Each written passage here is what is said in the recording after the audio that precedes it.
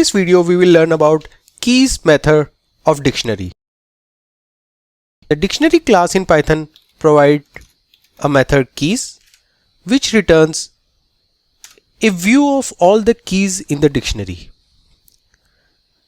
By the view means an object of dictionary underscore keys, and it is called a view because if we change any content in this dictionary, then this view will reflect that change.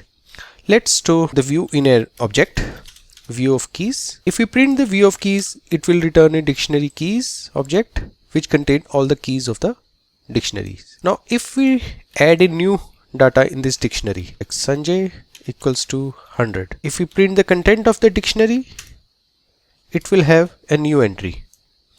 Now if we print again the view of the dictionary, we can see that it has the new entry Sanjay. We didn't updated the view of keys object, but it got the new entry because it is a view of all the keys in the dictionary. If you want to convert into a list, then you can pass it into the list method like this. It will return a list of all the keys in the dictionary, but it will not be a view. If anything changes in the dictionary, this list will not be updated. So this is how we can use the keys method of the dictionary in Python. Thanks for watching. If you want more content like this, then please press the like button and do subscribe to our channel.